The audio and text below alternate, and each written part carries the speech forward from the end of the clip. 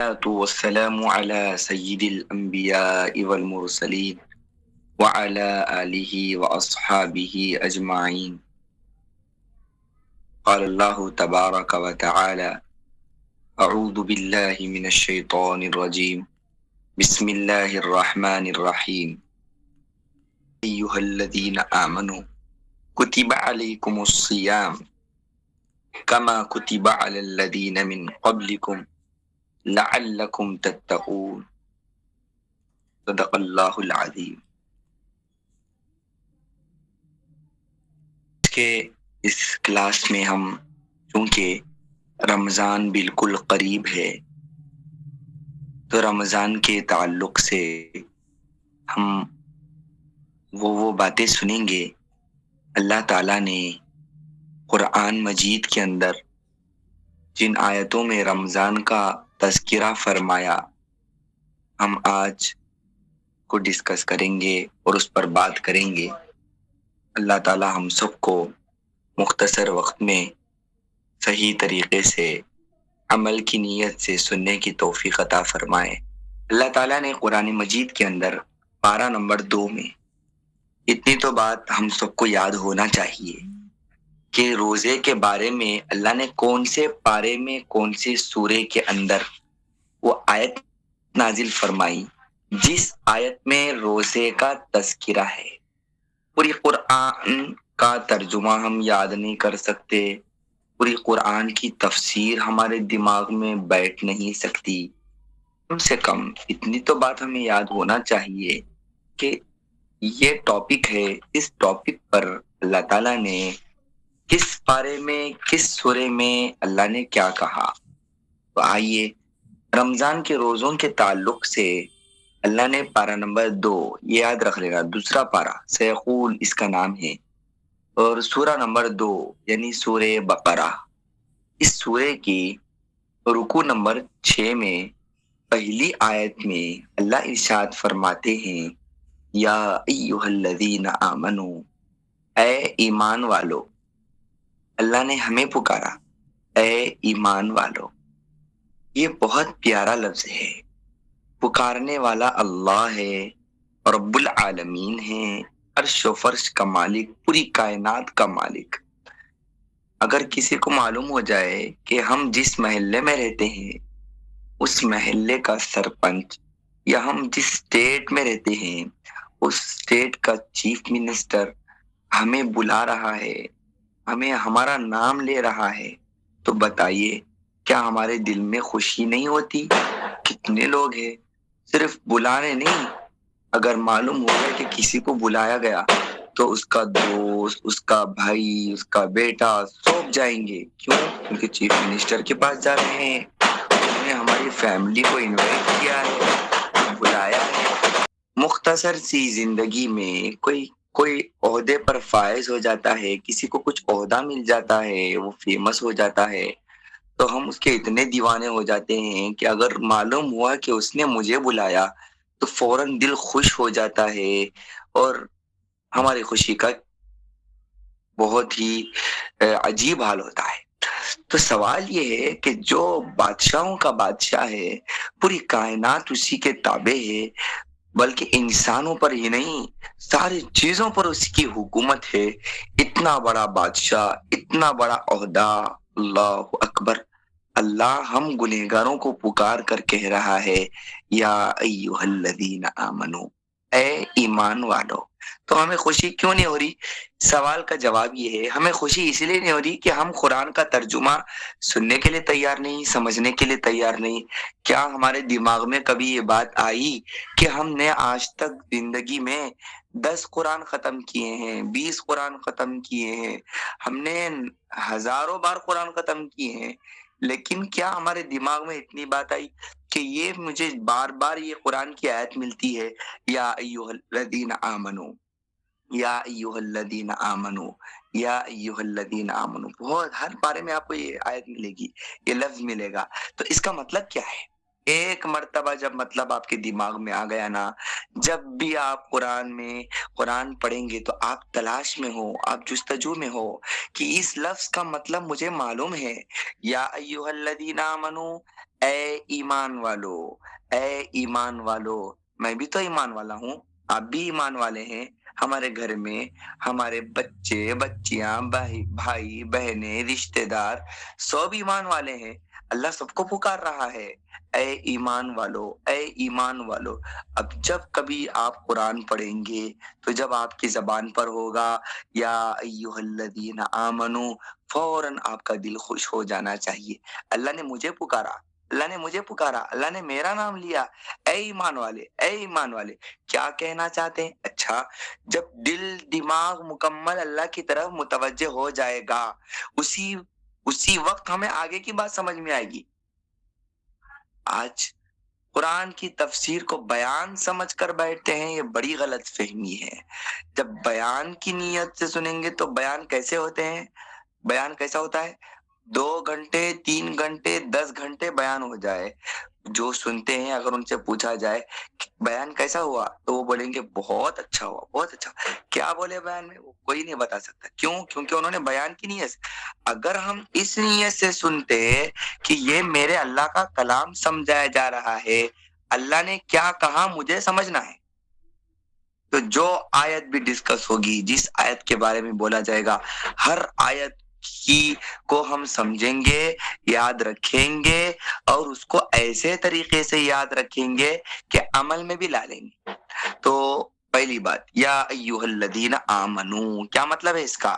اے ایمان والو۔ کیا کہنا چاہتے ہیں اللہ تعالیٰ ہمیں، آپ کو، مجھ کو، سب کو کیا کہنا چاہتے ہیں؟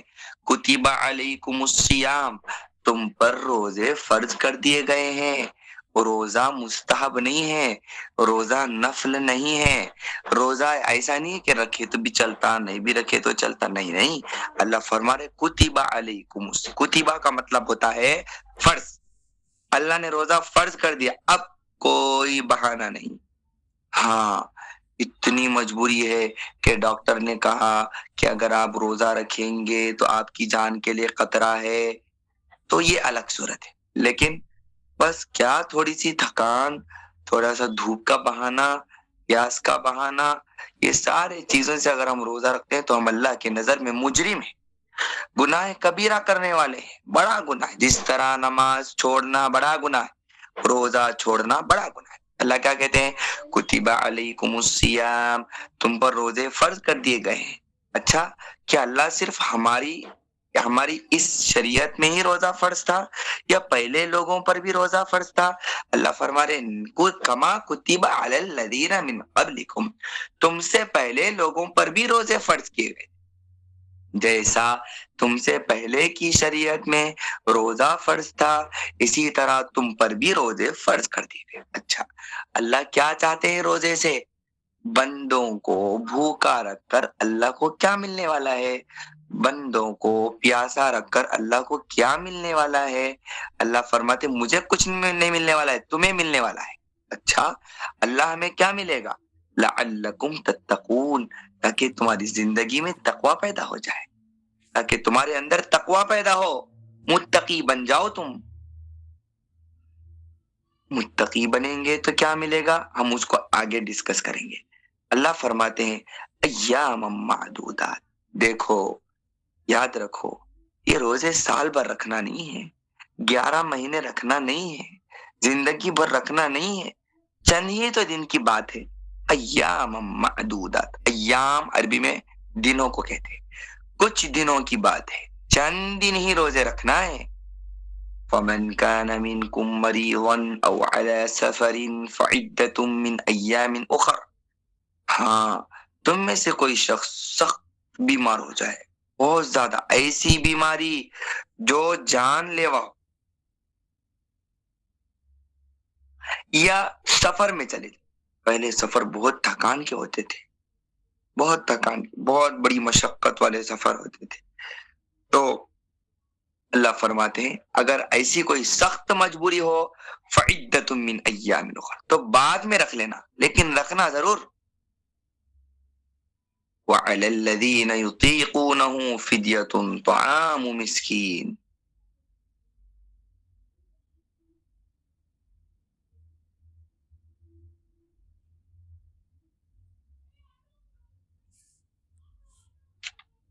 اب اس کے بعد اللہ تعالیٰ ارشاد فرماتے ہیں، یہاں تک ہمیں اتنی بات سمجھ میں آ گئی ہے کہ اللہ تعالیٰ نے ہمیں پکارا ہے، اے ایمان والو، فرض ہے جیسا کہ پہلے لوگوں پر روزے فرض تھے، مقصد روزے فرض کرنے کا تمہارے اندر تقوی پیدا ہو جائے، تم متقی بن جاؤ۔ اس کے بعد اللہ نے فرمایا، دیکھو یہ روزے پورے سال رہنا نہیں ہے، صرف چند دن، کچھ ہی دن کی بات ہے کہ رکھے تو بھی چلے گا، نہیں رکھے تو بھی چلے گا، نہیں، جتنے لوگ ایمان والے ہیں، جو کلمہ پڑھ لیا ہے لا الہ الا اللہ محمد الرسول اللہ، ان تمام کلمہ پڑھنے والوں پر روزہ اللہ نے فرض کیا ہے۔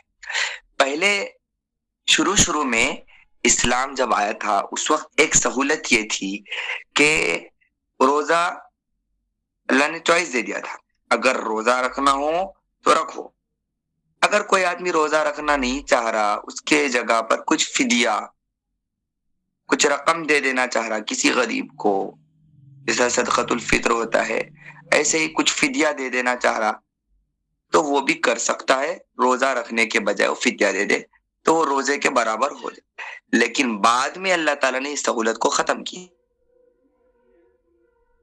پہلے سہولت تھی یہ پارہ نمبر 2 سورہ بقرہ رکو نمبر 6 آیت نمبر 182 182 اور اس کے بعد 183، اس کے اندر یہ لکھا ہے کہ جو لوگ روزے کی طاقت رکھتے ہیں ان کے لیے اختیار ہے کہ وہ اگر چاہے ایک مسکین کو کھانا کھلا کر روزے کا فدیہ ادا کرے۔ لیکن آیت نمبر 185 جو آگے آ رہی ہے اس کے اندر اللہ تعالیٰ نے لازم کر دیا کہ جو بھی شخص رمضان کا مہینہ پایا اور اس نے رمضان کا چاند دیکھ لیا، اب اس کے اوپر ضروری ہے کہ وہ روزہ رکھے، اب یہ چوائس نہیں ہے۔ اب کوئی آدمی اگر یہ قرآن کی آیت پڑھ کر اگر کسی کو کہتا ہے کہ دیکھو یہ قرآن کی آیت کے اندر لکھا ہے کہ روزہ رکھنے کی طاقت رکھنے کے باوجود بھی اگر تم فدیہ دے کر کے اگر روزے کی جگہ فدیہ ادا کرنا چاہ رہے ہیں تو تمہارے لیے اختیار ہے، یہ بات بالکل غلط ہوگی، کیونکہ یہ پہلے کا حکم تھا۔ قرآن کے اندر کچھ آیتیں ایسی ہے جو پہلے حکم تھا، بعد میں اللہ نے اس کو منسوخ کر دیا، اس کو ناسخ منسوخ کہتے ہیں۔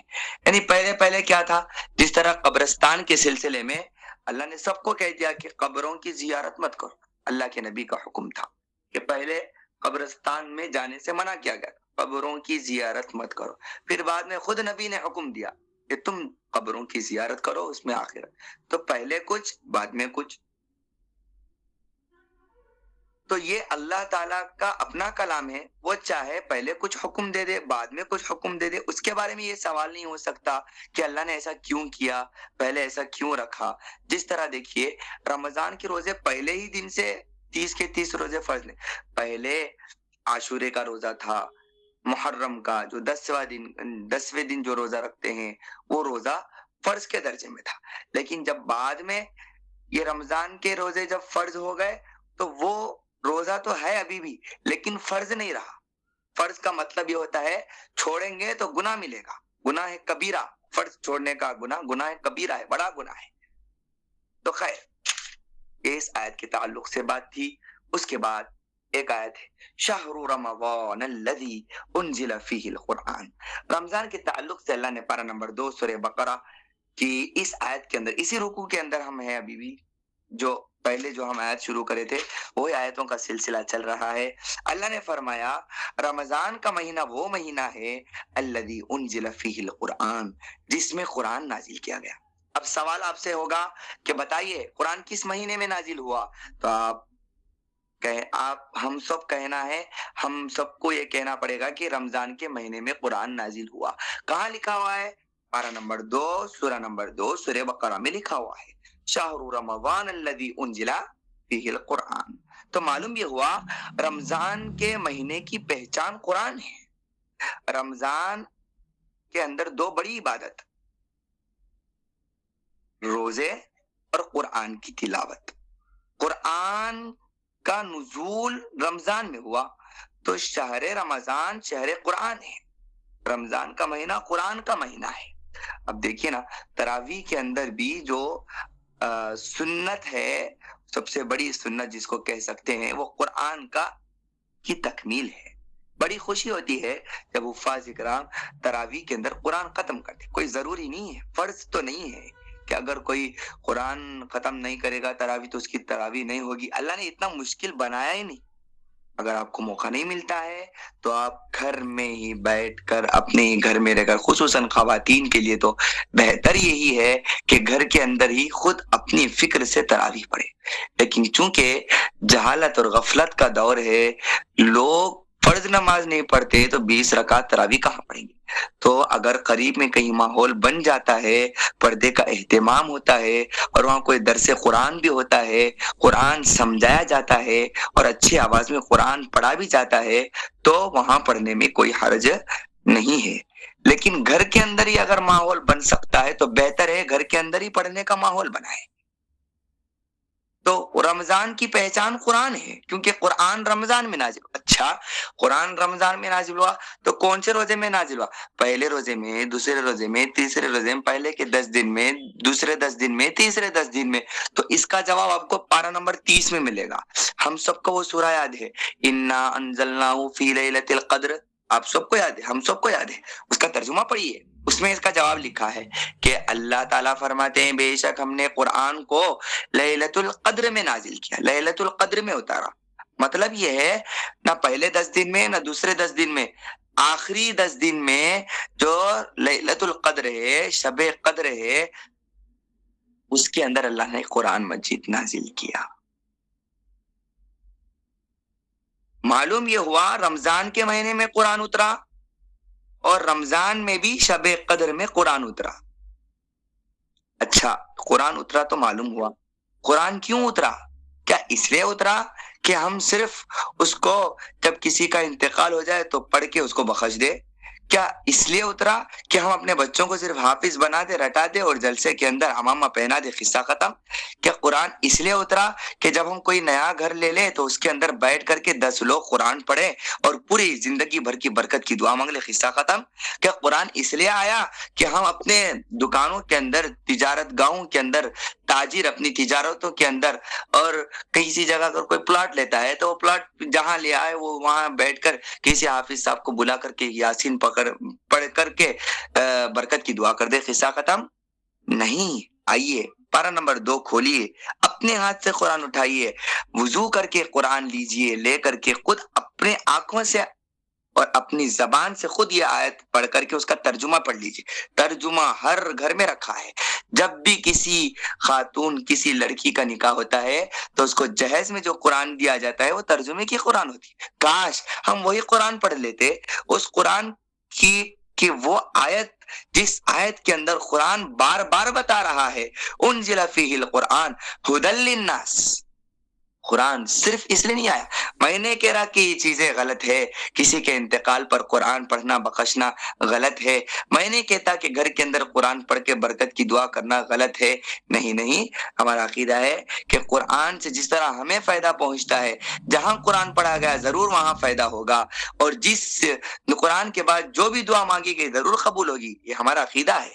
لیکن کیا یہی ایک مقصد ہے؟ نہیں، اللہ کہتے ہیں ھدی للناس، ساری انسانیت کے لیے زندگی گزارنے کا بہترین طریقہ، نمونہ ہے قرآن۔ کیا مطلب؟ زندگی میں تبدیلی لانا چاہتے ہیں تو قرآن سمجھنا ضروری ہے۔ اس وقت تک زندگی تبدیل نہیں ہو سکتی جب تک ہم قرآن نہ سمجھے۔ وبینات من الہدی والفرقان، کہتے ہیں لوگ کہ ہدایت بہت بڑی چیز ہے مول صاحب، کہ آپ دعا کریے کہ فلاں صاحب ایسے ہے، انہوں ایسے ہے، اللہ ان کو ہدایت دے، اللہ انہوں ہماری بات نہیں سنتے، اللہ ان کو ہدایت دے، فلاں کا ایسا ہو گیا، رشتہ ویسا ہو گیا، اللہ ان کو ہدایت دے۔ یہ ہدایت دے، ہدایت دے، یہ کیا ہے ہدایت اصل؟ قرآن کہتا ہے میں ہوں ہدایت۔ قرآن اصل ہدایت ہے۔ اپنے گھر کے اندر سب لوگوں کے لیے اگر ہم ہدایت چاہتے ہیں، ہم چاہتے ہیں کہ اللہ ہم سب کو ہدایت عطا کرے، تو قرآن چھونا پڑے گا، دیکھنا پڑے گا، اور اس کا ترجمہ پڑھنا پڑے گا، ایک ایک آیت کو سمجھنا پڑے گا، تب جا کر ہماری زندگی سنبھلے گی اور ہماری زندگی کے سارے پریشانیاں ختم ہوں۔ اور دیکھیے نا، قرآن یہ نہیں کہتا کہ میں صرف مسلمانوں کے لیے، نہیں، جتنے انسان اس دنیا میں بستے ہیں سب کے لیے ہدایت ہے۔ کیا مطلب؟ ایک ہندو مذہب والا بھی قرآن لے کر کے سمجھ سکتا ہے۔ قرآن نے مسلمانوں کے ساتھ خاص نہیں کیا اپنے آپ کو۔ یہ الگ بات ہے کہ فائدہ اسی وقت ہوگا جب وہ اسلام لائے گا اور قرآن پر عمل کرے گا، لیکن قرآن یہ نہیں کہتا کہ میں صرف مسلمانوں کے لیے ہدایت ہوں۔ قرآن تو کہتا ہے ہدی للناس، جتنے لوگ انسان کہلاتے، جانور نہیں، انسان، جتنے بھی انسان ہیں، خواہ وہ کسی بھی ملک کا رہنے والا ہو، کسی بھی مذہب کو ماننے والا ہو، میں سب کے لیے آیا ہوں، سب کے لیے۔ جب اتنا قرآن اپنے آپ کو کہتا ہے کہ میں سب کے لیے آیا ہوں، ایک عجیب بات ہے، مسلمان کہتا ہے کہ قرآن بولے تو کوئی مول صاحب رہنا، کوئی عالم صاحب رہنا، کوئی بڑے علامہ رہنا، انہوں اگر قرآن سمجھائے تو سمجھنا۔ قرآن تو کچھ اور کہہ رہا ہے، مسلمان کچھ اور سمجھ رہا ہے۔ گھر میں کتنے خواتین ہیں، 10 20 30 قرآن ختم کرنے کے لیے تیار ہے، لیکن قرآن کا ترجمہ پڑھنے کے لیے تیار نہیں۔ مجھ سے آپ ترجمہ پڑھے تو سمجھ میں نہیں آتا، سمجھ میں نہ آئے تب بھی پڑھو، میں گارنٹی کے ساتھ کہتا ہوں کہ ایک مرتبہ سمجھ میں نہ آئے، دوسری مرتبہ ضرور سمجھ میں آئے گا۔ اللہ نے قرآن کو مشکل بنایا ہی نہیں۔ چھوٹی چھوٹی سورتوں کا ترجمہ پڑھے تو کیا کہتا ہے قرآن؟ ہدی للناس، میں سارے لوگوں کے لیے ہدایت بن کر آیا ہوں، وبینات من الہدی والفرقان۔ اور قرآن کیا ہے؟ ایسی روشن نشانیوں کا حامل ہے جو صحیح راستہ دکھاتی ہے، حق اور باطل کے درمیان دو ٹوک فیصلہ کرتی ہے۔ ہر کوئی پریشان ہے، مصعب صحیح کیا ہے، غلط کیا ہے، حق کیا ہے، باطل کیا ہے۔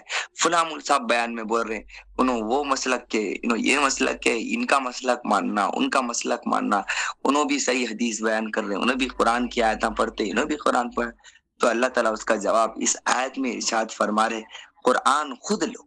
صحابہ اکرام خود نبی صلی اللہ علیہ وسلم پر موقوف نہیں تھے، اللہ کے نبی صلی اللہ علیہ وسلم ان کو قرآن سمجھاتے تھے، وہ قرآن سمجھتے بھی تھے۔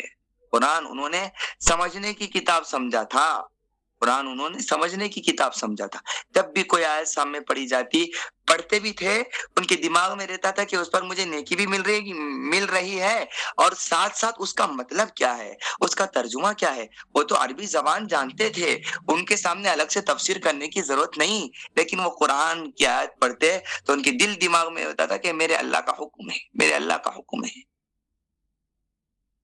وبینات من الہدی، آج بھی اگر ہم فرقوں سے بچنا چاہتے ہیں، فتنے کے زمانے میں غلط راستوں سے بچنا چاہتے، تو ایک ہی راستہ ہے، قرآن سمجھنے کے لیے اپنا وقت نکالیں۔ فمن شہد منکم الشہر فلیصم، اللہ فرماتے ہیں تم میں سے جس کو رمضان کا مہینہ مل جائے، اب کوئی اختیار نہیں، روزہ رکھنا ضروری ہے۔ فلیصم، چاہیے کہ وہ روزہ رکھے، اللہ نے حکم دے دیا، اب روزہ رکھنا ہی ہے۔ پہلے کی طرح نہیں، پہلے کیا تھا، وہ روزہ بھی رکھ سکتے تھے، آپ کو اگر آج دل نے بولا چلو آج میں اتنے روپے دیتا ہوں، قصہ ختم، آج میں روزہ نہیں رکھتا ہوں، کل روزہ رکھ لیتا ہوں، پرسوں میں روزہ نہیں رکھتا ہوں، اتنے پیسے دیتا ہوں۔ لیکن پہلے تھی وہ آسانی، اب وہ آسانی اللہ تعالیٰ نے نہیں رکھا۔ اللہ نے فرمایا اب جس کسی کو بھی رمضان مل جائے، رمضان کا چاند دکھ جائے، روزہ رکھنا پڑے گا۔ ومن كان مريضا او على سفر، ہاں اگر کوئی سخت بیمار ہو یا سفر پر ہو اور وہ رکھ نہیں سکتا تو وہ دوسرے دنوں میں ضرور روزہ رکھ لے۔ آج عجیب ہے مسلمانوں کا المیہ کہ جب اگر ہم دنیاوی اعتبار سے کوئی اگر کمی ہوتی ہے تو اس کو پوری کر لیتے ہیں، جیسا کہ اگر کوئی آدمی ایک مہینے میں اگر کچھ کاروبار کرتا ہے، اگر اس میں نقصان ہوتا ہے، اگلے مہینے میں جب وہ کاروبار کے لیے آگے بڑھتا ہے تو اس کی سوچ یہ ہوتی ہے کہ گزشتہ مہینے گئے سو مہینے میں میرے کو بہت نقصان ہوا، اب یہ مہینے میں انشاءاللہ ڈبل کماؤں گا، اس مہینے کی بھی انکم آ جائے، گزشتہ مہینے کی بھی انکم آ جائے۔ دنیا کے اندر تو حساب پورا پکا چل رہا، اگر کسی کو معلوم ہو جائے गुज़िश्ता महीने में, गुज़िश्ता साल में, गए सौ साल में जब हम ज़मीन के अंदर खेती का काम करे थे, तो फलाँ वो चीज़ डाले थे, लेकिन हमारे को फ़ायदा नहीं हुआ, चावल सही नहीं आया, अनाज सही नहीं आया। अगले साल जब डालेंगे तो और होशियारी के साथ कि गुज़िश्ता गए सौ साल जो हमारे को नुकसान हुआ, आइंदा नहीं होना। तो वो मेहनत, ये मेहनत, 2 पूरी मेहनत करके क्या ना क किसी भी तरीके से हम डबल कमाने की कोशिश में हैं। तो ये पूरे दुनिया के अंदर पूरा हिसाब चल रहा, लेकिन हमारे को हिसाब ही नहीं है कि जब से मैं बालिग हुआ, जब से मुझ पर अल्लाह की शरीयत लागू हुई, जब से मुझ पर रोज़ा फ़र्ज़ हुआ, जब से मुझ पर नमाज़ फ़र्ज़ हुआ, क्या मेरे दिमाग में है कि आज तक मेरे कितने रोज़े छूटे? चलो इतने रोज़े छूट गए, मैं इंशाअल्लाह ये साल तक पूरा क्लियर कर लूँगा हिसाब। इंशाअल्लाह वो रमज़ान के रोज़े, ये रमज़ान के रोज़े पूरे मिलाकर मैं, अब रमज़ान में तो क़ज़ा नहीं कर सकते। अब जो प्रेज़ेंट चल रहा रमज़ान, वो तो रोज़ा रखना ही है। लेकिन रमज़ान के बाद जो दिन हमें मिल रहे हैं, कितने ख़वातीन ऐसे हैं जो अल्हम्दुलिल्लाह नफ़िल रोज़े रखते हैं। बहुत बड़ा ग्रेट, बहुत ग्रेट है ये औरतें, ये ख़वातीन जिनके अंदर मामूल है रोज़ा रखने का। बहुत खुशनसीब है ये लोग, बहुत वक़्त की बड़ी अल्लाह वाली है। लेकिन एक मसला सुन लीजिए कि अगर हम रोज़े क़ज़ा रख कर के नफ़ल रोज़ा रखते हैं, तो बड़े-बड़े उलमा का फ़तवा है, अगर दिल मन ही रहा है, मिज़ाज बन गया रोज़ा रखने का और हमें कोई मुश्किल नहीं लग रहा, हम पीर का रोज़ा रख रहे हैं, जुमेरात का रोज़ा रख रहे हैं, रखने में कोई हर्ज नहीं। लेकिन नियत ये कर ले कि जो रमज़ान के रोज़े मेरे छूट गए हैं, अल्लाह मैं उसकी क़ज़ा करती हूँ। क्योंकि अल्लाह ताला ये नहीं पूछेंगे कल क़यामत के दिन कि तुमने कितने पीर के रोज़े रखे हैं, जुमेरात, हाँ, ज़रूर इस पर सवाब तो मिलेगा, लेकिन नहीं रखने वालों से अल्लाह नहीं पूछेगा। तुम तहज्जुद की नमाज़ क्यों नहीं पढ़े? अल्लाह नहीं पूछेगा। तुमने जुमेरात का रोज़ा क्यों नहीं रखा? अल्लाह ने इस्लाम को बहुत आसान बनाया है। हाँ, अल्लाह ज़रूर पूछेगा, जो रोज़े मैंने फ़र्ज़ किए थे रमज़ान के, वो रोज़ा तुमने क्यों छोड़ा? ज़रूर पूछेगा। जो नमाज़ मैंने फ़र्ज़ की थी, वो नमाज़ तुमने क्यों नहीं पढ़ा? अब उसकी क़ज़ा क्यों नहीं की? तो नफ़िल नमाज़ 10-10 रकात, 20-20 इशराक की नमाज़ आप पढ़ रही, चाश की नमाज़ पढ़ रही, तहज्जुद की नमाज़ आप पढ़ रहे और बालिग होने के बाद से कइयों फ़जर क़ज़ा है। हर हफ़्ता, हर दिन फ़जर पूरा बिस्तर में है। तो जब माहौल बन रहा, दिल तैयार है कि अब मेरे को नफ़िल नमाज़ ज़्यादा पढ़ना है, तो वो नफ़िल नमाज़ जब पढ़ने की जो मिज़ाज बन रहा, उसी वक़्त ये नियत कर ले कि अब तक जो फ़जर छूटी, वो फ़जर की क़ज़ा करती हूँ। एक-एक करके अल्लाह उम्र में इतनी बरकत देगा इंशाअल्लाह, जितने फ़जर की नमाज़ छूटे सब अच्छा। एक मसला सुन लीजिए, ख़वातीन के वास्ते जो दिन नापाकी के होते हैं, उन दिनों में जो नमाज़ें छूट जाती है, उन नमाज़ों की क़ज़ा नहीं है। अल्लाह ने उन नमाज़ों को माफ़ कर दिया। एक मसला अच्छे से दिमाग में बिठाइए।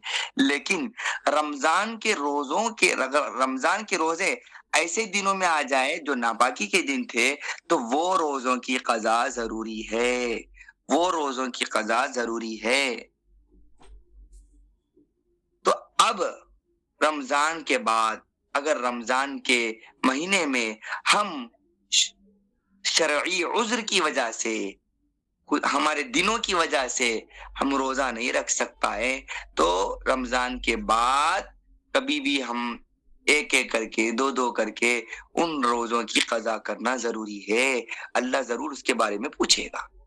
वमन कान, अच्छा, उसके बाद अल्लाह फरमाते हैं युरीदुल्लाहु बिकुमुल युस्र, अल्लाह तुम्हारे साथ आसानी चाहता है।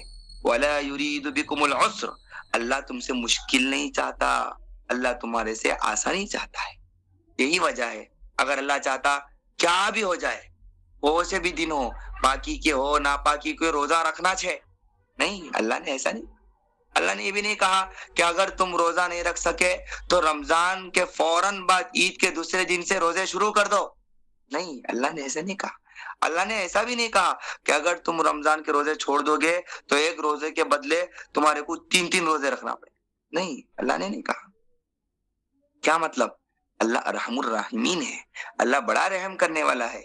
युरीदुल्लाहु बिकुमुल युस्र, युस्र कहते हैं आसानी को, अल्लाह आसानी चाहता है। वला युरीदु बिकुमुल उस्र, अल्लाह तुमसे मुश्किल नहीं चाहता। वलितुकमिलुल इद्दत वलितुकब्बिरुल्लाह अला मा हदाकुम वलअल्लकुम तशकुरून। उसके बाद अल्लाह फरमाते हैं اور یہ روزے اللہ نے کیوں رکھے، اس کا مقصد کیا ہے؟ ایک تو مقصد وہ ہے، اس کے بارے میں ہم بات کریں گے کہ وہ تقوی پر ابھی بات نہیں ہوئی۔ ایک دوسرا مقصد اللہ نے فرمایا تاکہ تم روزوں کی گنتی پوری کر لو، وَلِتُكْمِلُوا الْعِدَّةَ، جتنے روزے اللہ نے فرض کیے ہیں 29 ہو یا اسی طرح 30 ہو، یہ مکمل روزے تم پورے کر لو، اس لیے روزہ فرض کیا۔ نمبر 2، وَلِتُكَبِّرُوا اللَّهَ، اور یہ بھی ایک مقصد ہے کہ جب روزے پورے ہو چکے ہو تو آخری میں اللہ نے ایک دن عید کا دن بنایا، جشن کا دن بنایا، خوشی کا دن بنایا، جو اللہ نے تمہیں روزے کی ہدایت دی، اس پر اللہ کی خوب تکبیر کرو۔ لِتُكَبِّرُوا اللَّهَ، لِتُكَبِّرُوا اللَّهَ، یعنی اللہ اکبر، اللہ اکبر، لا الہ الا اللہ، اللہ اکبر، اللہ اکبر وللہ الحمد۔ کب پڑھتے ہیں ہم؟ کہ جب 29-30 روزے ہو جاتے ہیں، عید کا دن ہوتا ہے، خوشی کا دن ہوتا ہے، سب مصافحہ معانقہ کرتے ہیں، گلے ملاتے ہیں، ایک بڑا خوشی کا دن ہوتا ہے، ہر غریب کے گھر میں خوشی، ہر ایک کے گھر میں خوشی ہوتی ہے۔ کیا، کس چیز کی؟ یہ اللہ کی طرف سے گفٹ ہے۔ تو پہلے اللہ نے ایک 30 دن 29 دن پیاسا رکھ کر، بھوکا رکھ کر ایک دن ایسا بنایا کہ جس دن روزہ رکھنا حرام ہے۔ ہاں، یہ ایک بھی مسئلہ یاد رکھ لیجئے، اگر کوئی عید کے دن روزہ رکھتا ہے تو اس کو ثواب نہیں، گناہ ملے گا۔ یہ اللہ کی مہمان نوازی کا دن ہے، اللہ نے خود اپنی طرف سے مہمان۔ آپ تھوڑی سی ایک مثال دیتا ہوں۔ آپ نے ایک دعوت رکھی اپنے گھر کے اندر اور آپ نے پورے مہمانوں کے واسطے کھانے کا انتظام کیا، 30 لوگوں کی دعوت کی، 30 کے 30 لوگ آپ کے گھر آئے اور آپ نے 30 لوگوں کا کھانا پکایا، وہ 30 لوگ آ کر آپ کے گھر میں کہتے ہیں کہ ہم روزے سے ہیں، بتائیے آپ کو غصہ نہیں آئے گا؟ کیا آپ خوش ہوں گے؟ نہیں۔ تو ٹھیک اسی طرح اللہ فرماتے ہیں روزے اس لیے آئے ہیں تاکہ تم 29 یا 30 روزے رکھ کر کے پورے کر کے اس کے بعد آخر میں اللہ کی خوب تکبیر بیان کرو، اور تاکہ تم اللہ کا شکریہ ادا کرو، لعلکم تشکرون، شکر گزار بن جاؤ، نہ شکری نہ کرو، شکر گزار بن جاؤ۔ شکر گزار کا مطلب یہ ہے اللہ نے توفیق عطا فرمائی، خوب اللہ کی تسبیح کرے، خوب اللہ کی تکبیر کرے کہ روزہ ہم رکھ رہے ہیں، اللہ تعالیٰ کا کوئی فائدہ نہیں ہے، خود ہمارا فائدہ ہے، ہماری زندگی کے اندر تبدیلی، جو گناہ ہوتے تھے رمضان سے پہلے وہ گناہ کے اندر کمی آ جاتی ہے، جو نماز میں کوتاہی ہوتی تھی وہ نمازوں کے اندر، اور تھوڑے مال میں اللہ خوب برکت دیتا ہے رمضان کے اندر۔ وَإِذَا سَأَلَكَ عِبَادِي عَنِّي فَإِنِّي قَرِيبٌ، اس کے بعد اللہ تعالیٰ نے فوراً دعا کا تذکرہ، کیونکہ رمضان ایک ایسا مہینہ ہے برکتوں والا، عظمتوں والا، عبادتوں والا، اتنی نورانیت ہوتی ہے، بس دعا کو خوب دل چاہتا ہے۔ اللہ تعالیٰ فرماتے ہیں اے میرے پیغمبر، جب میرے بندے میرے بارے میں پوچھے نا تو تم کہہ دو میں ان کے بہت قریب ہوں، فإنی قریب، میں قریب ہوں، اجیب دعوت الداعی اذا دعانی۔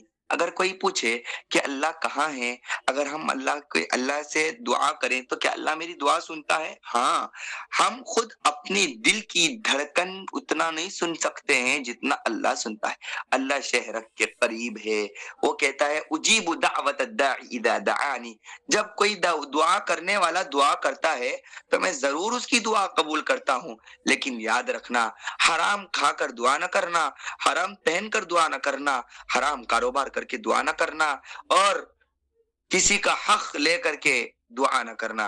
فَلْيَسْتَجِيبُوا لِي وَلْيُؤْمِنُوا بِي لَعَلَّهُمْ يَرْشُدُونَ۔ 2 شرط ہے، اگر تم یہ چاہتے ہو کہ تم جو دعا کر رہے ہو وہ دعا قبول ہو جائے تو 2 چیزیں کرنا پڑے گا۔ نمبر 1 ایمان، الحمدللہ اللہ نے ہمیں ایمان کی دولت سے نوازا، ہم لا الہ الا اللہ محمد رسول اللہ کلمہ پڑھنے والے ہیں، اللہ نے ہمیں مسلمان گھرانے میں پیدا کیا، یہ اللہ کا بڑا کرم ہے۔ نمبر 2 فَلْيَسْتَجِيبُوا لِي، میری بات دل سے قبول کرے، ہاں میری بات دل سے قبول کرے۔ دل سے قبول کرنے کا مطلب کیا ہے؟ اب دیکھیے، اگر کوئی شخص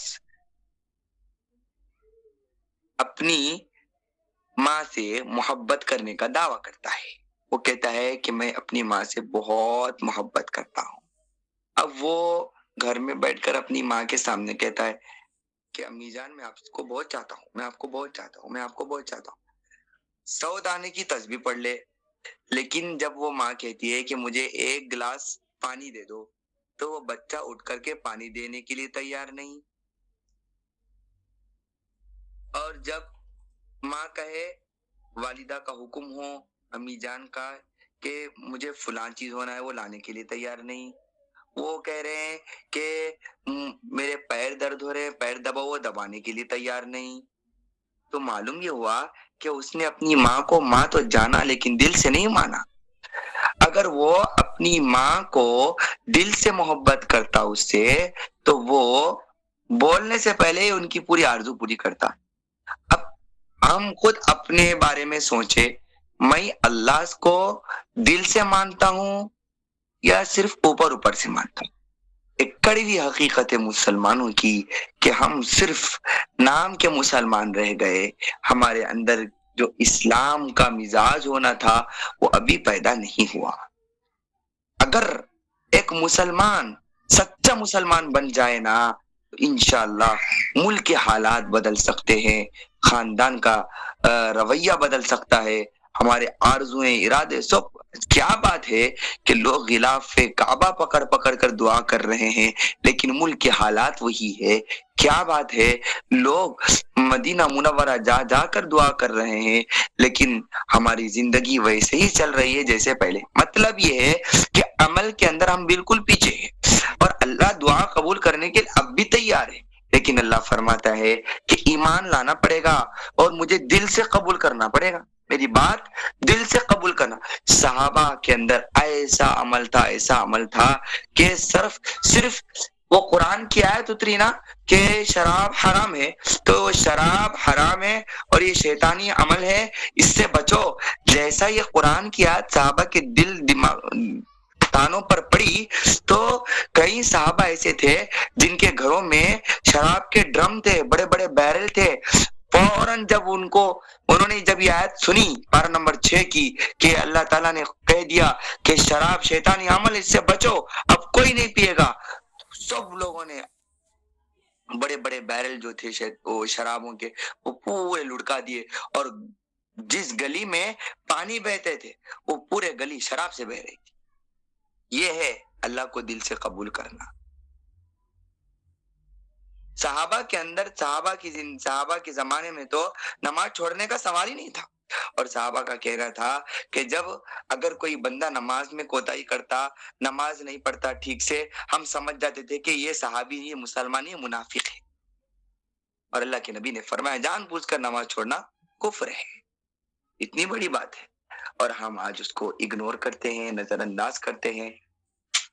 اس کے بعد اللہ تعالیٰ نے رمضان کے روزے کے تعلق سے یہ جو کہا ہے کہ اے ایمان والو، تم پر روزے جو فرض کیے گئے ہیں اس کا مقصد لعلکم تتقون، تم کیا بن جاؤ؟ متقی بن جاؤ. متقی بن جاؤ. اصل متقی بنانا کیوں چاہتا ہے اللہ تعالیٰ؟ بس اس کا ایک جواب دے کر میں اپنی بات ختم کرتا ہوں. اللہ نے پارہ نمبر 4 سورہ آل عمران رکو نمبر 4 اس کے اندر فرمایا، اے ایمان والو سود مت کھاؤ، حرام ہے. اس کے بعد اللہ نے فرمایا اللہ سے ڈرو تاکہ تم کامیاب ہو جاؤ. اور اس کے بعد اللہ نے فرمایا واتقوا النار، اس آگ سے بچو، اس آگ سے ڈرو جو آگ کافروں کے لیے تیار کی گئی ہے. اس آیت کو تھوڑا دل اور دماغ سے سننا. آگ کا مطلب ہے جہنم. اللہ فرما رہا ہے جہنم تمہارے لیے پیدا نہیں کی گئی. یہ ایسی آیت ہے اگر اس آیت کو بار بار سنے نا دل خوش ہو جاتا ہے، دل باغ باغ ہو جاتا ہے. یعنی اللہ تعالیٰ ہمارے دل اور دماغ سے یہ بات نکالنا چاہتا ہے، اے ایمان والو، اے وہ لوگ جو مجھ کو دنیا میں رہتے ہوئے میرا کلمہ پڑھ لیے ہیں، نبی آخری نبی کے دین کو مان لیے ہیں، سنو تمہارے لیے جہنم نہیں بنائی گئی. اللہ اکبر. جو اللہ جہنم بنانے والا، جہنم پیدا کرنے والا، وہ خود اس کا ریزن بتا رہا ہے یہ جہنم تمہارے لیے نہیں ہے، یہ تمہاری جگہ نہیں ہے. لیکن اللہ کہتا ہے صرف نام کے مسلمان نہ رہو، وَأَطِيعُوا اللَّهَ وَالرَّسُولَ لَعَلَّكُمْ تُرْحَمُونَ. تم بچنا چاہتے ہو نا جہنم سے، میں تمہیں بچانے کے لیے تیار ہوں. بس مختصر سی زندگی، 40 سال 50 سال، یہ مختصر سی زندگی میں اللہ کی مان کر چلو، رسول اللہ کی مان کر چلو، تم پر رحمت نازل ہوگی، تم پر رحم کیا جائے گا، تمہیں جہنم میں نہیں ڈالا جائے گا۔ اب اللہ کی رسول اللہ کی مان کر چلنے کا مطلب ایک ایک چیز سیکھنے کی ضرورت ہے۔ ہمیں سے کتنے لوگ ایسے جن کو اسلام ہی نہیں معلوم، اسلام کے ارکان نہیں معلوم، نماز معلوم ہے لیکن نماز کے بعد ہمارے نماز کے مسائل نہیں معلوم، کن چیزوں سے نماز ٹوٹ جاتی وہ نہیں معلوم، روزہ خالی نام معلوم ہے، روزے کے مسائل نہیں معلوم، حج نام معلوم ہے، حج کے جبکہ بڑی بڑی ڈگریاں ہم نے حاصل کر لی، اچھے اچھے بڑے بڑے ایگزام ہم نے لکھ لیے، لیکن ایک ضروری علم جو تھا وہ نہیں سیکھا۔ سیکھیں گے تو اطاعت زندگی میں آئے گی۔ اللہ فرما رہے وَأَطِيعُوا اللَّهَ وَالرَّسُولَ، اللہ اور رسول اللہ کی مان کر چلو، تمہیں جہنم میں نہیں ڈالا جائے گا۔ وَسَارِعُوا إِلَى مَغْفِرَةٍ مِّن رَّبِّكُمْ وَجَنَّةٍ عَرْضُهَا السَّمَاوَاتُ وَالْأَرْضُ أُعِدَّتْ لِلْمُتَّقِينَ۔ بات کہاں سے شروع ہوئی تھی کہ اللہ متقی کیوں بنانا چاہ رہا ہے؟ اللہ نے کیوں کہا کہ روزے فرض کیے گئے ہیں؟ اس لیے کہ تم متقی بن جاؤ۔ آخر متقی بنا کر اللہ کیا کرنا چاہتا ہے؟ اللہ فرما رہا ہے اے میرے بندو دوڑو مغفرت کی طرف، من ربکم، اپنے رب کی طرف سے بخشش کا اعلان ہے، معاف کرنے کے لیے تیار ہوں، آ جاؤ۔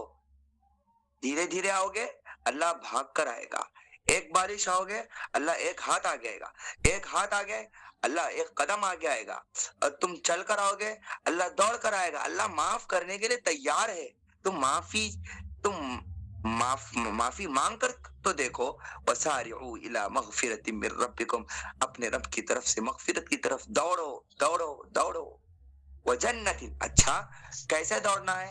کیا ہم رننگ کریں گے؟ جس طرح لوگ صبح صبح رننگ کرتے ہیں یا کسی میدان میں گراؤنڈ میں جا کر بھاگتے ہیں، آپ بھاگیں گے؟ بھاگنا نہیں ہے، مطلب یہ ہے جو بھی نیکی کا سیزن آ جاتا ہے نیکی کے اندر خوب آگے بڑھو، خوب آگے۔ اب رمضان آ رہا ہے، اب ایک کمپٹیشن ہونا چاہیے کہ میں زیادہ سے زیادہ قرآن پڑھوں، میں زیادہ سے زیادہ نماز پڑھوں، میں زیادہ سے زیادہ غریبوں کو فطرہ اور صدقہ دوں۔ یہ کمپٹیشن آج کس میں رہ گیا؟ میرا بھائی ایک دکان کھولتا ہے تو میں 2 دکان کھولوں گا، وہ مہینے میں اتنا کماتا ہے میں اس سے زیادہ کماؤں گا، اس نے 1 پلاٹ لے تو میں 2 پلاٹ لوں گا، اس کی اتنے لاکھ کی شادی ہوئی تو میری اس سے زیادہ لاکھ کی شادی ہو۔ یہ ہے اللہ اکبر، جس کے پیچھے تو حساب و کتاب ہے، ایک لمبا حساب۔ اسی لیے کہتے ہیں حدیث میں آیا ہے کہ قیامت کے دن جب حساب و کتاب ہوگا تو جو غریب ہوں گے نا وہ سب سے پہلے جنت میں چلے جائیں گے، اور جو 2 لاکھ کی، 2 کروڑ کی، 3 لاکھ کی، 4 لاکھ کی، 10 لاکھ کی، 5 لاکھ کی شادیوں میں، کاروباروں میں، اس کی ڈیلنگ، یہ بڑی ڈیلنگ، وہاں یہ وہ سب ہو رہا ہے، نمازیں چھوٹ رہی، روزے چھوٹ رہے، وہ حساب و کتاب کی لائن میں کھڑے رہیں گے کل قیامت کے دن۔ ہمارے بازو والا، ہمارا رشتہ دار، ہمارا پڑوسی، ہاں جس کی ایک 5 سے 6 ہزار بھی انکم نہیں تھی، وہ مزے سے جنت میں بھاگے گا پہلے، اور یہاں صاحب 3 لاکھ 1 کروڑ کماتے تھے، اب وہ ٹھہر رہے لائن میں حساب دینے کے لیے۔ لیکن یہ ہر ایک نہیں، جو لوگ کما کر کے اللہ کے راستے میں لٹاتے تھے وہ بھی پہلے جائیں گے، لیکن جو کما کر کے اپنے اوپر خرچ، اپنی بیویوں پر، اپنے بچوں پر، اپنے گھروں پر، اپنی پراپرٹی جمع کرنے میں، وہ کرنے میں سالوں سال کی زکوٰۃ پینڈنگ میں ہے، فکر نہیں ہو رہی ہے، اتنا سونا جمع ہو گیا کبھی فکر نہیں ہوئی کہ میں زکوٰۃ نکالوں، 10 تولے، 20 تولے سالوں سال سے رکھے ہوئے، بس بہانہ کیا کہ ہمارے پاس انکم نہیں ہے، ہمارے گھر والے ہمیں پیسے نہیں دیتے اس لیے ہم زکوٰۃ نہیں۔ اللہ نے کہاں لکھا ہے کہ اگر کوئی دے تو ہی زکوٰۃ ادا کر؟ نہیں، اگر صورت نہیں بنتی تو وہ سونا جتنا بیچ سکتے ہیں اتنا بیچ کر کے سالوں کی زکوٰۃ ادا کر کے اس دنیا سے جانا اچھا ہے۔ کیا کریں گے 10 تولے 20 تولے رکھ کر کے؟ جانا تو خالی ہاتھ ہے۔ ماں کی پیٹ سے آیا تھا بغیر سونے کے، قبر کی گود میں جائے گا تو بغیر سونے کے۔ ہاں تو اللہ فرما رہے یہ مغفرت ہے، رمضان آیا ہے، اپنی مغفرت کرانا چاہتے ہیں تو کراؤ۔ اللہ کے نبی صلی اللہ علیہ وسلم نے حضرت جبرائیل علیہ السلام کی بددعا پر آمین کہا۔ حضرت جبرائیل نے فرمایا ہلاک و برباد ہو جائے وہ شخص جس کو رمضان مل گیا لیکن وہ اللہ تعالیٰ سے اپنی مغفرت نہیں کرا۔ وہی بے حسی کی زندگی، وہی غفلت، جس طرح 11 مہینے بغیر نماز کے سیریلوں، ٹی ویوں، فلموں، گانا، ناچ گانا، یہاں ادھر ادھر، بغیر روزے کے، بغیر نمازوں کے، بغیر فرض نمازوں کے، ہاں 11 مہینے بھی قرآن کی تفسیر نہیں سنے، رمضان کے مہینے میں بھی قرآن کی تفسیر نہیں، اس سے بڑی غفلت کیا ہو سکتی ہے؟ تو اس غفلت کو دور کرنا ہے۔ اللہ فرماتے وسارعوا الی مغفرہ، دوڑو مغفرت کی طرف۔ صحابہ کے اندر ایک کمپٹیشن ہوتا تھا، میری بخشش ہو جائے، اللہ تعالیٰ مجھے معاف کر دے، وجنت، اللہ فرماتے جنت کی طرف دوڑو، دنیا کی طرف نہیں، جنت کی طرف۔ اچھا اللہ جنت کیسی ہے؟ ارضها السماوات والارض، یہ آسمان نظر آ رہا ہے، کبھی دن میں باہر نکل کر تھوڑا سا ٹائم نکالے، ہم پکنک کے لیے ٹائم نکالتے ہیں، فنکشن کے لیے ٹائم نکالتے ہیں، فلاں چیز ہزاروں بہانے ہیں، ہم فنکشنوں میں جانے کے لیے ٹائم، کبھی 1 منٹ گھر میں انگن میں ٹھہر کر کے آسمان کو دیکھنا، پورے آسمان میں غور کرنا، اور زمین کے بارے میں غور کرنا، زمین کتنی چوڑی ہوگی، آسمان کتنا چوڑا ہوگا۔ اللہ فرماتا ہے یہ جتنی آسمان اور زمین چوڑی ہے نا، اتنی چوڑی اللہ نے جنت بنائی ہے۔ کیا 100 گز کا پلاٹ مل گیا، ختم، او تعریف پہ تعریف۔ ارے اللہ تو کہہ رہا ہے 100 گز کی جنت نہیں، 1 ایکڑ کی نہیں، یہ جتنی زمین ہے اتنی پوری زمین کے برابر اللہ نے ایک جنت بنائی، اس جنت کی طرف دوڑنا ہے۔ اچھا ابھی میں نے کہا تھا جہنم اللہ نے ہمارے لیے نہیں بنایا، کس کے لیے؟ اعدت للکافرین، کافروں کے لیے بنایا۔ تو جنت کس کے لیے بنایا؟ اعدت للمتقین، متقی کے لیے بنایا۔ اب یہ سوال کا جواب، قرآن کی آیت جب ہماری یہ کلاس شروع ہوئی تھی اس وقت یہی بات ہوئی تھی کہ اللہ تعالیٰ نے روزے فرض کیے ہیں تاکہ اللہ فرماتے تاکہ تم متقی بنو۔ اللہ متقی کیوں بنانا چاہتا ہے؟ اسی لیے کہ اللہ تعالیٰ چاہتا ہے کہ ہم جنتی بن جائیں۔ اعدت للمتقین، یہ جنت تمہارے لیے بنائی گئی، تمہارے لیے بنائی گئی۔ اب جنت حاصل کرنا ہے تو تقوی اختیار کرنا پڑتا، اب تقوی حاصل کرنا ہے روزے رکھنا پڑتا۔ اب ہمارے ہاتھ میں فیصلہ ہے، روزے رکھنا چاہتے ہیں، متقی بننا چاہتے ہیں اور جنت حاصل کرنا چاہتے ہیں، یا روزہ نہیں رکھنا چاہتے ہیں تو متقی نہیں بنیں گے، متقی نہیں بنیں گے تو جنت نہیں ملے گی۔ اچھا مول صاحب کو یہ اشارہ دیجئے، متقی بنے تو کیسا معلوم ہونا کہ ہم متقی بنے نہیں بنے؟ ایک آیت کا ترجمہ سنیے، اسی پر ہم اپنی بات ختم کرتے ہیں۔ الذین ينفقون فی السراء والضراء، متقی وہ لوگ ہوتے ہیں جو ہر حال میں خرچ کرتے ہیں، ایسا نہیں ابھی ذرا ٹائٹ چل رہا مسئلہ، ہاتھ ٹائٹ ہے اس لیے میں نہیں دے سکتا، جب لوز ہو گیا، اچھا ہو گیا، اچھے حالات آ گئے، اس وقت بھی یہ یاد نہیں کر رہا غریبوں کو، نہیں۔ مومن بندہ وہ ہے، متقی وہ ہے، ہر حال میں اس کے پاس چاہے ہزاروں کروڑوں روپے نہ ہو، 10 روپے ہو، تب بھی سوچتا ہے کہ اس میں سے کسی نہ کسی کو دینا، دل بول کوئی غریب دکھا فوراً میں اسی میں سے کچھ دے دوں۔ اپنے گھر والوں کے لیے لایا تھا 1000 روپے، فوراً اسی میں سے ایک 200 روپے 100 روپے اگر خرچ کرتا ہے تو کیا کم ہو جاتا؟ ایک سمندر میں سے قطرہ نکلنے کے برابر ہے، اور شاید اسی 100 روپے کے خرچ کرنے کی برکت سے وہ 900 میں برکت آ جائے۔ تو اللہ فرماتے ہیں ينفقون فی السراء والضراء، خوشحالی میں بھی اور بدحالی میں، دونوں حال میں اللہ کے راستے میں خوب خرچ کرتا ہے۔ اگر آپ کا دل اور دماغ بن گیا ہے، آپ کے دماغ میں بار بار آتا ہے کہ میں اپنی انکم میں سے کچھ کسی کو دوں، کسی پر خرچ کروں، تو یاد رکھ لیجیے آپ متقی بن گئے ہیں، متقی کی ایک نشانی آپ کے اندر پیدا ہو گئی ہے۔ والکاظمین الغیظ، غصے کو پی جانا، غصے کو پی جانا۔ غصہ ایسا ہے جو شیطان عام طور پہ غصے کے اندر انسان سے وہ کام کرا دیتا ہے کہ جس سے اللہ اور رسول ناراض ہو جاتا ہے۔ غصے کو اگر ہمارے اندر یہ مزاج پیدا ہو گیا کہ غصہ جیسا آیا فوراً ہم اس کو مٹا دیتے، اس کو بھول جاتے ہیں۔ حدیث شریف میں آتا ہے، اللہ کے نبی صلی اللہ علیہ وسلم دعا بھی سکھائی ہے کہ جب غصہ آئے تو اعوذ باللہ من الشیطان الرجیم پڑھے، کھڑے ہو تو بیٹھ جائے، بیٹھے تو سو جائے۔ یعنی اسلام چاہتا ہے کہ غصہ آنن فان ختم ہو جائے۔ اگر ہمارا مزاج بن گیا ہے، آپ کا، میرا، میں بھی، آپ اور ہم سب برابر ہے، ہم سب عمل کے محتاج ہے، اگر ہمارے اندر یہ مزاج پیدا ہوا کہ غصہ جیسا آیا ہم فوراً اس کو پی جاتے ہیں، اس کو ختم کر دیتے ہیں، وہی قصہ ختم کر دیتے، سمجھ لے کہ ہمارے اندر تقویٰ کی ایک علامت پیدا۔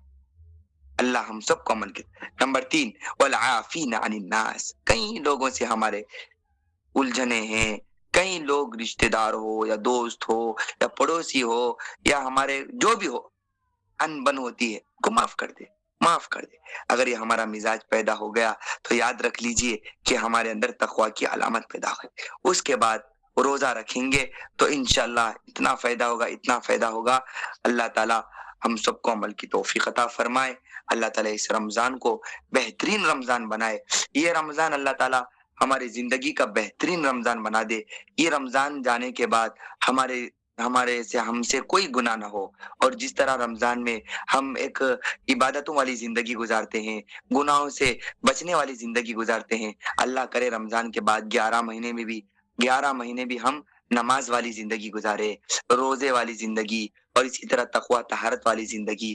دیکھیے نا، رمضان میں سخت سے سخت دھوپ ہوتی ہے، اتنی خطرناک دھوپ ہوتی ہے، حلق میں خوب ایک پیاس لگ جاتی ہے، اور شدت کی پیاس لگتی ہے.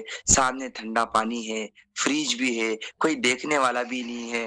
ہم لے کر کے تھوڑا اگر پانی ڈالے تو کسی کو پتہ ہی نہیں چلتا، لیکن حلق سے نیچے ایک گھٹ پانی ڈالنے کے لیے تیار نہیں ہوتے.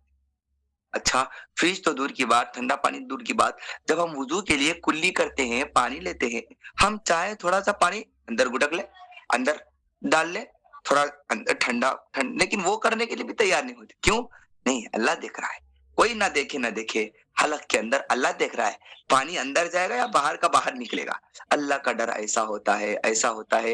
ایک گھٹ پانی پینے کے لیے تیار نہیں.